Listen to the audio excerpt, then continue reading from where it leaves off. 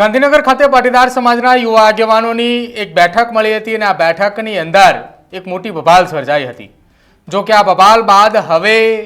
એ બેઠક તો પૂરી થઈ, પરંતુ સોશિયલ મીડિયાના માધ્યમથી એક વોરની શરૂઆત થઈ હોય તેવું લાગી રહ્યું છે। કેમ કે એક તરફ જયેશ પટેલના સમર્થકો એ તેના સમર્થનની અંદર પોસ્ટ કરી રહ્યા છે, તો બીજી તરફ કેટલાક લોકો એ વરુણ પટેલની સામે પણ પોસ્ટ મૂકી રહ્યા છે। નમસ્કાર, આપ જોઈ રહ્યા છો ન્યૂઝ રૂમ, આપની સાથે હું છું પ્રદીપ।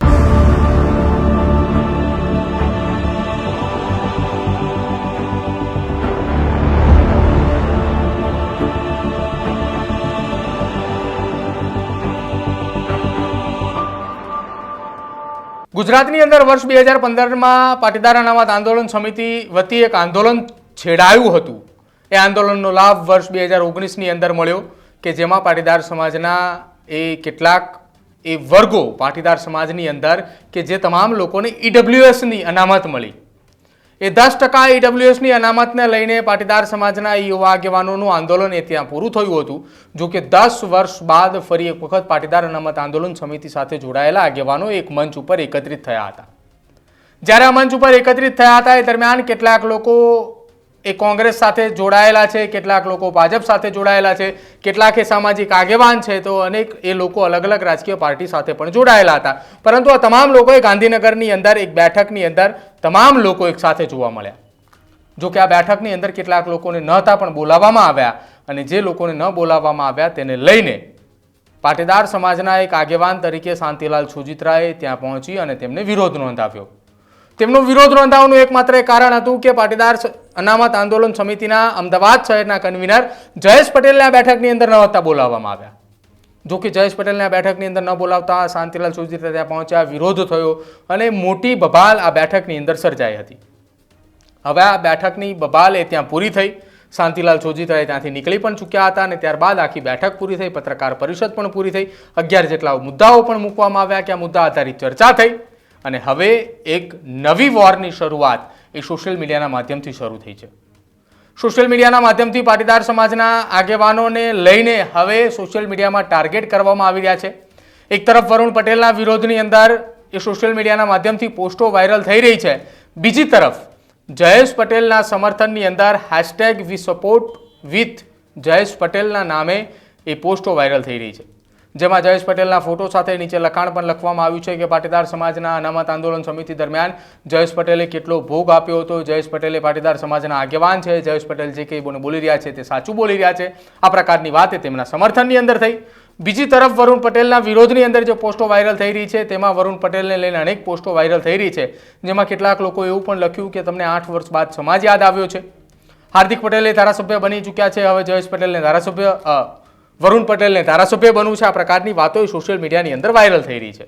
જો કે આ પોસ્ટોની લખાણે અલગ અલગ લોકોએ પોતાના સોશિયલ મીડિયાના પ્લેટફોર્મ મારફતે જણાવી છે, જેમાં કેટલાક લોકોએ વરુણ પટેલને સમાજને લઈને એ ટાર્ગેટ કર્યા છે, સમાજને એ સમાજના રીતે રહેવા દો, સમાજના આગેવાનો એ કેવા હોય કેવા ન હોય, આ પ્રકારની અલગ અલગ પોસ્ટો એ લોકોએ પોતાના વિચાર પ્રમાણે પોતાને જે પણ એ વરુણ પટેલને લઈને લખવું તો એ તમામ લોકોએ લખી રહ્યા છે।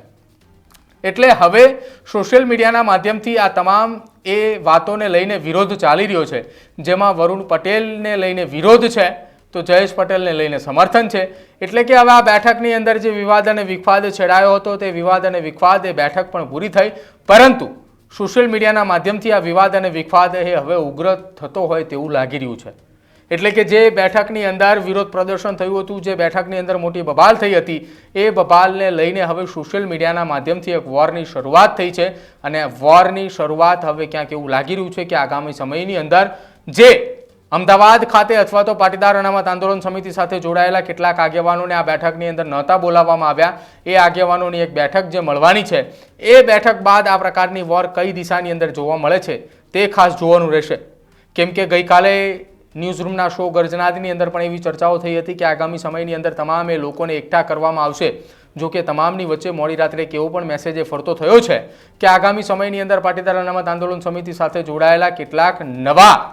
એટલે કે જે આગેવાનોને આ બેઠકની અંદર નહોતા બોલાવવામાં આવ્યા, એ તમામ આગેવાનો એક નવી બેઠક કરવાના મૂડની અંદર જોવા મળી રહ્યા છે, અને કદાચ આ બેઠકની અંદર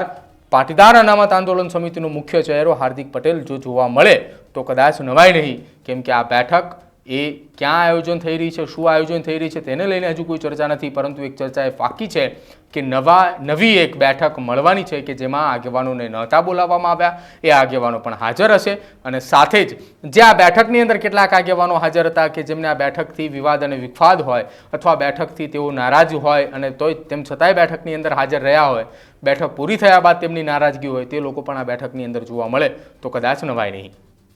પરંતુ આ તમામની વચ્ચે હવે સોશિયલ મીડિયાની અંદર એક વોરની શરૂઆત થઈ છે, જેમાં એક તરફ વરુણ પટેલનો વિરોધ થઈ રહ્યો છે તો બીજી તરફ જયેશ પટેલના સમર્થનની અંદર પોસ્ટરો વાયરલ થઈ રહ્યા છે. તમારું શું માનવું છે આ સોશિયલ મીડિયાની વોરને લઈને તે ખાસ અમારા કમેન્ટ સેક્શનમાં જરૂર જણાવજો.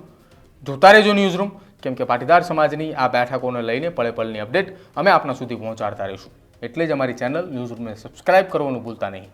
નમસ્કાર.